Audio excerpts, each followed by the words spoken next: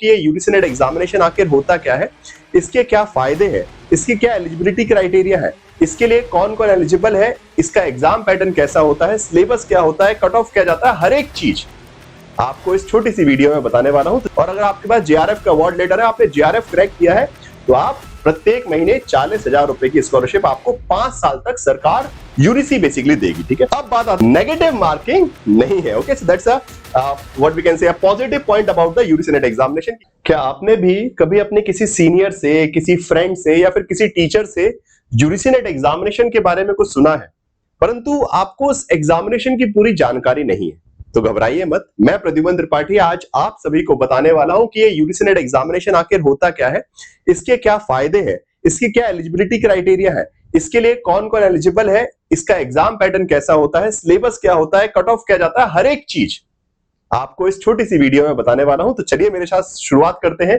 इस UGC NET examination को समझने की। ओके, ये एग्जामिनेशन जो है यूजीसी नेट एग्जामिनेशन कहलाता है। इसको कंडक्ट कौन करवाता है? National testing agency. Okay, exam UGC का है परंतु कंडक्ट करवाता है national testing agency. Okay, now अब बात आती है कि जब हम भारत में, अगर आप चाहते हैं कि आप एकेडमिक सर्कल का हिस्सा बने, आप असिस्टेंट प्रोफेसर बन सके या फिर आप पीएचडी कर सके, रिसर्च कर सके, तो उस चीज का जो रास्ता है वो शुरू होता है यूजीसी नेट एग्जामिनेशन के साथ ही। Okay, so it's a gateway to your Indian academia. Okay, तो भारत में एकेडमिक कैरियर बनाने का जो रास्ता शुरू होता है वो यूजीसी नेट एग्जामिनेशन से होता है। यही पहली सीढ़ी है। नाउ अब सबसे पहले बात करेंगे कि इसके बेनिफिट्स क्या होते हैं। ओके, बिकॉज बिना बेनिफिट के तो किसी भी एग्जाम में इंटरेस्ट क्या आएगा। ओके, बेनिफिट सबसे पहले क्या है कि इसके 3 लेयर है। सबसे पहली बात, यूजीसी नेट एग्जामिनेशन में एक जेआरएफ कैटेगरी होती है, जहां पे अगर आप जेआरएफ क्वालिफाई करते हैं तो आपको हर महीने 40,000 रुपए मतलब 40K per month when you join PhD. Okay, जैसे ही आप पीएचडी में एडमिशन लेते हैं किसी भी विश्वविद्यालय में,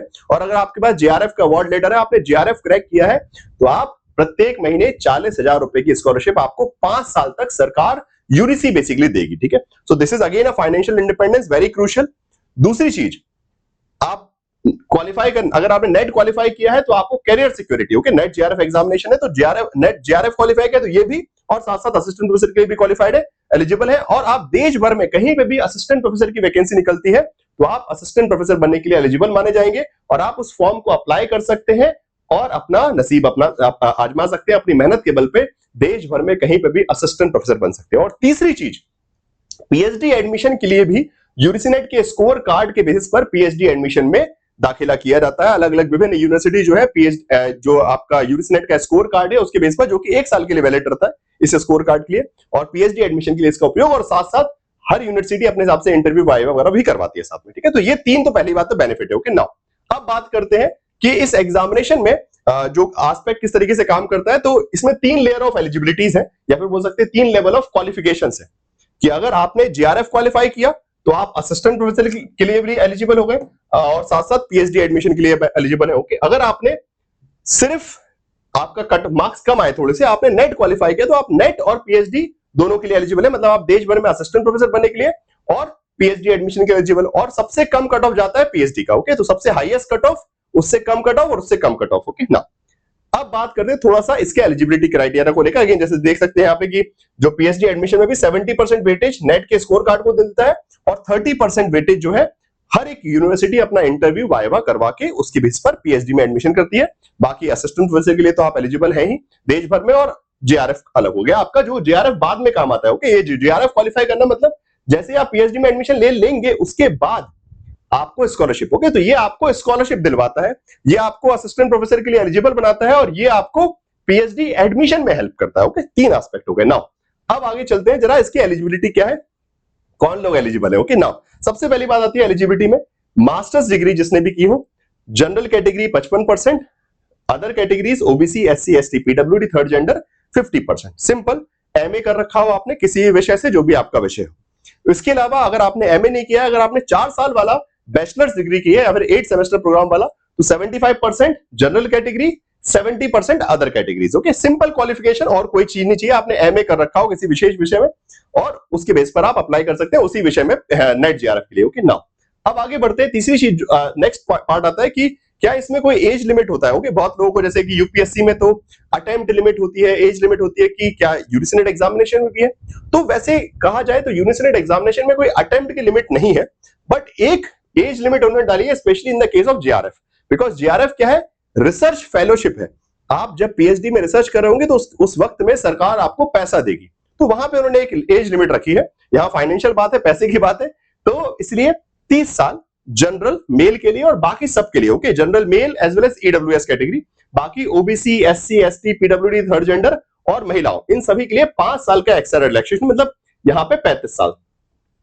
तो आप जेआरएफ के लिए 35 साल तक अप्लाई कर सकते हैं, और जनरल मेल जो है, जो मेल है यहाँ पे जनरल कैटेगरी से, वो 30 साल तक, ओके। तो 30 ईयर एज रिलैक्सेशन और 5 साल का एक्स्ट्रा एज रिलैक्सेशन जेआरएफ के लिए। बाकी देश भर में आप असिस्टेंट प्रोफेसर बनने के लिए या फिर पीएचडी करने के लिए कभी भी एलिजिबल है, तो यहाँ पे कोई एज लिमिट नहीं, ओके। नाउ अब बात ये कि कैसे पता चलेगा, जब आप फॉर्म भरते हैं तो ये तीनों ऑप्शंस आपके सामने आते हैं, वो भी मैं आपको बताऊंगा, ओके। सो एलिजिबिलिटी क्लियर हो गई, एज लिमिट क्लियर हो गया, नेट पीएचडी के लिए कोई एज लिमिट नहीं, जेआरएफ के लिए 30 वर्ष और 35 वर्ष as per your category, okay. Now जब आप फॉर्म अप्लाई करते हैं आपके पास 3 ऑप्शन आते हैं, again based on your age, okay. अगर आप बेसिकली जनरल कैटेगरी के हैं और 30 साल से बड़े हैं, तो आपके पास सिर्फ ये 2 ही ऑप्शन आएंगे, ये तीसरा ऑप्शन आपको दिखेगा ही नहीं फॉर्म में। जब आप फॉर्म अप्लाई करते हैं तो ये तीसरा ऑप्शन दिखेगा ही नहीं। बट अगर आप 30 साल से कम की उम्र है, ओके, अगेन, और ये अच्छा, ये उम्र कैसे कैलकुलेट होती है, जिस महीने एग्जाम हो रहा है उसकी पहली तारीख, ओके। मान लीजिए जून 2026 में एग्जाम होना है, तो 1 जून, ठीक है, 1 जून 2026 को आप 30 साल से कम होने चाहिए, 30 साल क्रॉस नहीं करना चाहिए, ओके। तो जिस महीने एग्जाम हो रहा है उस महीने से, और साल में 2 बार एग्जाम होता है, जून सेशन और दिसंबर सेशन, ओके, 2 सेशन में। और अगर आपके पास एज रिलैक्सेशन है 35 ईयर, जैसे कि महिलाएं हैं या फिर आपके वेमेन कैंडिडेट है, थर्ड जेंडर है, पीडब्ल्यूडी, तो उनके लिए 35 साल का वही लगा लीजिए कि वो अपना कैलकुलेट कैसे करेंगे, 35 ईयर एज पर द कट ऑफ डेट जिस मंथ एग्जामिनेशन होने वाला है, ओके। नाउ तो उसके हिसाब से जो भी आपकी एज रहेगी वैसे ही ऑप्शन, ओके, आपको उतने ही ऑप्शन दिखेंगे। अगर आपकी एज ज्यादा है तो आपको सिर्फ 2 ही ऑप्शन दिखेगा, अगर आपकी एज कम है तो फिर आपको 3 ऑप्शन दिखाएगा, आप चूज कर सकते हैं जिसके लिए भी अप्लाई करना है, ओके। नाउ अब बात आती है कि एग्जाम का पैटर्न क्या होता है। तो ये एग्जामिनेशन कंप्यूटर बेस्ड टेस्ट होता है, ओके, कंप्यूटर बेस्ड टेस्ट होगा, ऑनलाइन एग्जाम होता है, fine, computer based online examination, 3 घंटे का पेपर लगातार without any break, okay. 180 minute होते हैं आपको, और कितने 150 क्वेश्चन सॉल्व करने होते हैं। अब ये 150 क्वेश्चन कैसे, जिसमें से 50 क्वेश्चन आते हैं पेपर 1 के। पेपर 1 में क्या विषय है, teaching aptitude, research aptitude, higher education, environment, reasoning, mathematics, इस प्रकार के विषय जो है, रीडिंग कॉम्प्रिहेंशन, इस प्रकार से टोटल 10 यूनिट जो है पेपर 1 में होती है, जो कि जनरल सभी के लिए है और हर एक विद्यार्थी को देना पड़ेगा। 50 क्वेश्चन, 100 मार्क्स, प्रत्येक क्वेश्चन के 2 मार्क्स। अब इसके बाद आता है बाकी के 100 क्वेश्चन, वो आपके सब्जेक्ट से, जिस सब्जेक्ट में आपने मास्टर्स किया है, मान लीजिए पॉलिटिकल साइंस, हिस्ट्री, ज्योग्राफी, जो भी विषय आपका है जिसमें आपने मास्टर्स किया है, उस विषय के 100 क्वेश्चन, 200 मार्क्स, और उसका सिलेबस डिफाइंड है स्पेशली, ओके। नाउ अब इसके बाद नेक्स्ट एस्पेक्ट आता है कि इसमें नेगेटिव मार्किंग नहीं होती। सबसे अच्छी बात यह है इस एग्जामिनेशन की कि एमसीक्यू बेस्ड क्वेश्चंस है। पहली बात तो मल्टीपल चॉइस क्वेश्चंस आते हैं, आपको ऑब्जेक्टिव पेपर टिक करना है और नेगेटिव मार्किंग नहीं है, okay. So that's what we can say positive point about the UGC NET examination कि यहाँ पे आपको नेगेटिव मार्किंग से का खतरा नहीं रहता, बिकॉज ये क्वालिफाइंग एग्जामिनेशन, ओके। नाउ अब बात आती है कि सिलेबस कैसे पता चलेगा। अगर आप तैयारी का आपका मन बन गया कि हाँ यार मजा तो आ रहा है, अच्छा लग रहा है, इंटरेस्टिंग लग रहा है एग्जामिनेशन, तो सिलेबस कहां से पता चलेगा। चलिए सिलेबस भी बता देता हूं मैं आपको। तो सिलेबस आपको बड़ी आसानी से मिल जाएगा। कहां से, आप गए, आपने गूगल पे डाला यूजीसी नेट सिलेबस, बस इतना टाइप कीजिए, सबसे पहले ही एक वेबसाइट खुल के आ जाएगी ये सामने, जहां पे पूरा सिलेबस, सबसे पहले जनरल पेपर, ठीक है, जनरल पेपर जो टीचिंग एप्टीट्यूड, रिसर्च एप्टीट्यूड जिसको बोलते हैं, उसका पूरा सिलेबस है इंग्लिश और हिंदी में, और ऐसे ही फिर आपके जो भी सब्जेक्ट है, okay, economics, political science, philosophy, psychology, sociology, इस तरीके से सारे विषयों के पूरे सिलेबस यहाँ पे आपको मिल जाएंगे, ठीक है। सिंपल सिलेबस का सॉर्ट हो गया। अब बात आती है कि कट ऑफ क्या होता है भाई, क्योंकि कंपटीशन में तो पता होना चाहिए कि कितना कंपटीशन है, कितने पे, मतलब 300 मार्क्स में से कितने मार्क्स अगर हम करेंगे तो हमारा हो जाएगा, बिकॉज 300 मार्क्स का पेपर है, बट कितने मार्क्स में जीआरएफ क्वालिफाई होता है, कितने पे नेट क्वालिफाई होता है, कितने पे पीएचडी क्वालिफाई होता है। तो वो कट ऑफ आपको अगर जानना है कि कंपटीशन कितना, बिकॉज हर बार कम से कम 8 से 9 लाख विद्यार्थी फॉर्म भरते हैं और तकरीबन 7 लाख के आसपास, 6 से 7 लाख के आसपास एग्जाम देने भी जाते हैं।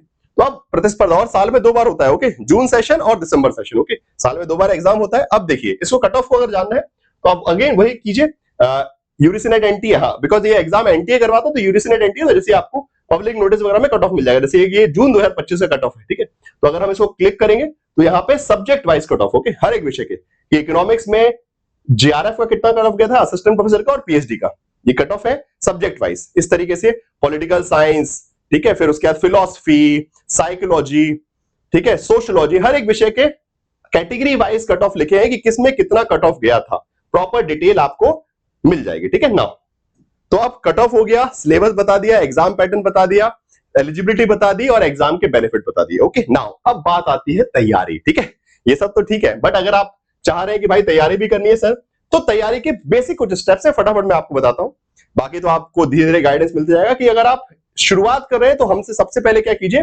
पीवाईक्यू से स्टार्ट कीजिए। एटलीस्ट पिछले 5 सालों के पीवाईक्यू देखिए, तो आपको एग्जामिनर का पर्सपेक्टिव समझ में आएगा। और रिलेटिव स्टडी कीजिए, सिलेबस को भी डाउनलोड कीजिए और पीवाईक्यू को। तो जब आप रिलेटिव स्टडी करेंगे तो आपको एक क्लियरिटी मिल जाएगी कि अच्छा हाँ ये चीज आ रही है, यहां पे ये सिलेबस में दिया, इस प्रकार का क्वेश्चन बना रहे हैं, तो वो एक अंडरस्टैंडिंग बिल्डअप हो जाएगी। ओके, उसके बाद फिर अपने फाउंडेशन बिल्ड कीजिए। जो वीक यूनिट्स है, पेपर 1 पेपर 2 जो आपको लगते हैं कि ये मुझे अच्छे नहीं है, उसको स्ट्रेंथन करना स्टार्ट करिए।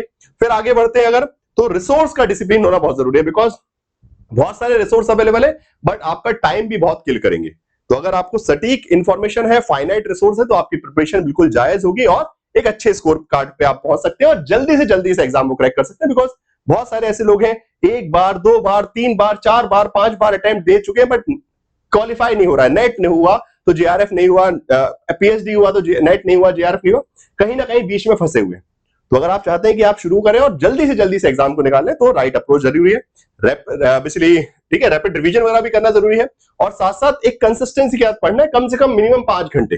5 घंटे की तैयारी तो आपको चाहिए, ठीक है, बिकॉज पेपर 1 भी है, पेपर 2 भी है, दोनों को बैलेंस करना है। कम से कम 2-1 घंटे पेपर 1, 3-1 घंटे पेपर 2 में, ये मिनिमम बता रहा हूं टाइम। ओके, जो शुरुआत कर रहे हैं। ओके, बाकी जब एग्जाम का टाइम आएगा तो वो बढ़ के कम से कम 8-9 घंटे भी होगा, बट इट्स डूएबल, बड़ी आसानी से कर सकते हैं, बहुत बड़ी कोई लड़ाई नहीं। ओके ना, अब अगर आप चाहते हैं कि आपकी तैयारी में और भी मदद मैं आप ये कर दूं, तो आप अपनी तैयारी शुरुआत भी कर सकते हैं text book super coaching platform के साथ। ये जो चैनल पे जिसमें आप ये वीडियो देख रहे हैं, इसको सब्सक्राइब कर लीजिए।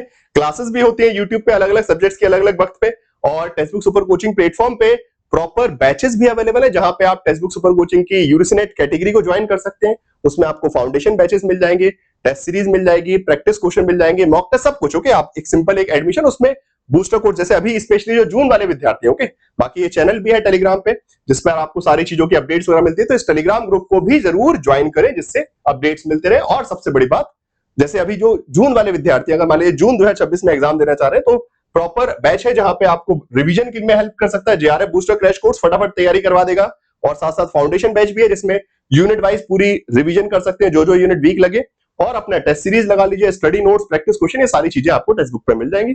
और अब ये सब कैसे एक्सेस करना है, इसका तरीका क्या होगा, अगर आपका इंटरेस्ट डेवलप हो रहा है, तो आप क्या कर सकते हैं, सिंपल, ये जो वीडियो देख रहे हैं, इसी वीडियो के डिस्क्रिप्शन में, ओके, वीडियो के डिस्क्रिप्शन में सारी चीजें आपको, ठीक है, यहाँ पे लिंक भी दी है, ठीक है, इस नंबर पे भी कॉल कर सकते हैं, लिंक पे भी कर सकते हैं, ठीक है, फॉर्म भर सकते हैं, लिंक पे क्लिक कर सकते हैं, कूपन कोड वगैरह भी सब कुछ लिखा हुआ है यहाँ पे। साथ साथ टेक्स्ट बुक ऐप को डाउनलोड करने की लिंक है, टेलीग्राम चैनल की लिंक है, वेबसाइट की लिंक है, सारी चीजें। ओके, तो इस चैनल के डिस्क्रिप्शन, मतलब इस वीडियो के डिस्क्रिप्शन बॉक्स को खोलिए, आपको सारी जानकारी मिल जाएंगी। और बाकी शुरू कीजिए आपकी जर्नी अपने text book super coaching platform के साथ। एंड आई होप कि इस वीडियो से आपको यूरिसिनेट एग्जामिनेशन के वक्त की हर एक जानकारी मिल गई होगी। और कोई डाउट है तो कमेंट बॉक्स में जरूर बताइएगा, और दोस्तों को शेयर भी कीजिएगा, सेशन को लाइक कीजिए, and stay subscribe to the text book super coaching platform. Okay, thank you so much.